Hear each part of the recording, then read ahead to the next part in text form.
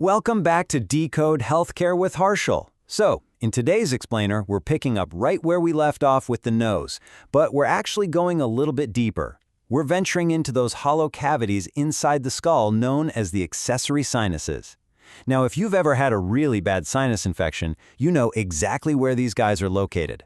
But today, we aren't diagnosing them. Instead, we're going to learn how to expertly code the procedures used to treat them, covering CPT codes 31,000 through 31,299. So, let's jump right in. Okay, here's our game plan for today. We'll start with the physical landscape, that's our anatomy. Then, the traditional approach with open procedures. We'll hit the cheat code, a massive bundling rule you really need to know.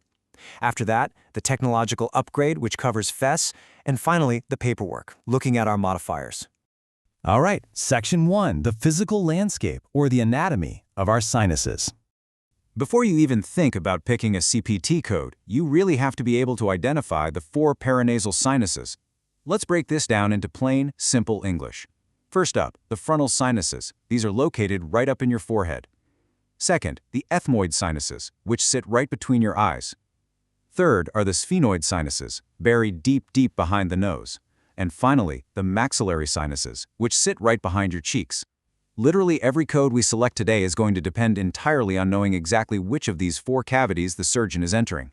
Moving on to Section 2, the traditional approach, focusing on open procedures.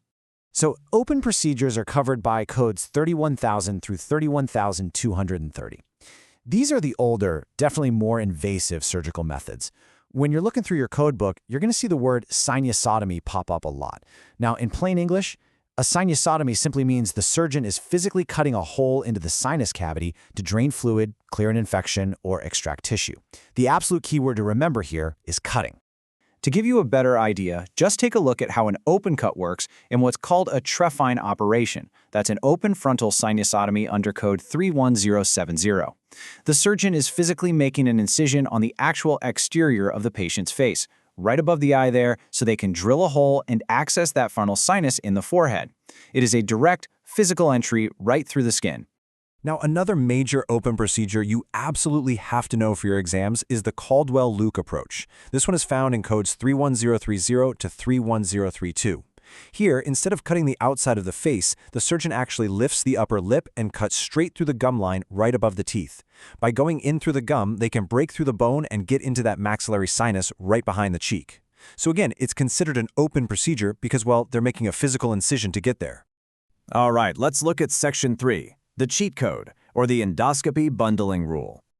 Okay, so before we get into the modern camera-assisted codes, I have to stop and give you a hard and fast billing rule. Honestly, this is your CPT cheat code, and it's printed right there on page 210 of the manual. It states that a surgical sinus endoscopy includes a sinusotomy and diagnostic endoscopy. Essentially, a diagnostic endoscopy, where the surgeon is just kind of looking around with a camera, is always bundled into a surgical endoscopy where they're actually fixing a problem. So what does this mean practically? Well, it means you never, ever double bill on the exact same sinus.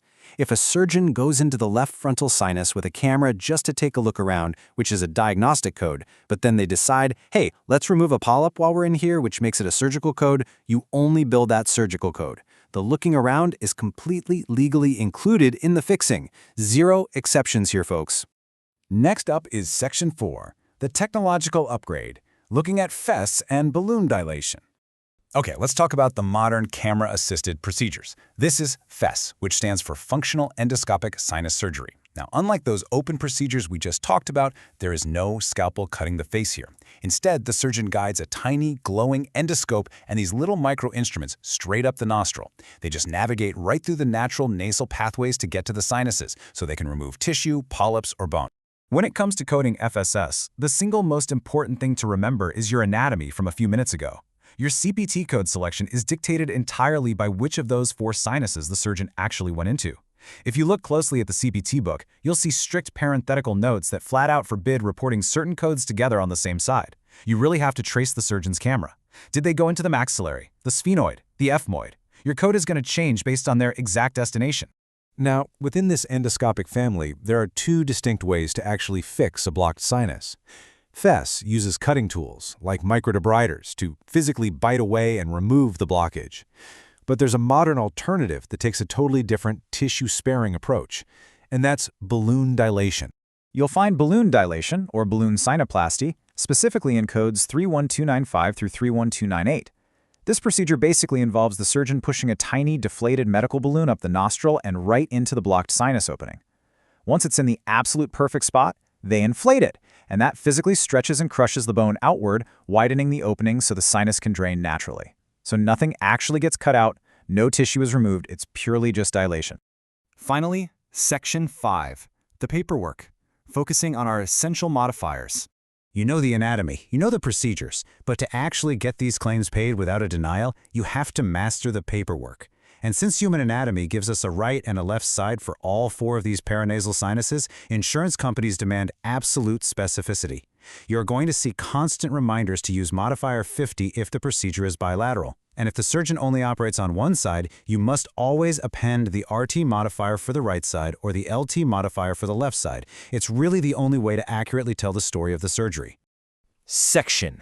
Next time, the larynx, covering codes 31300 to 31599.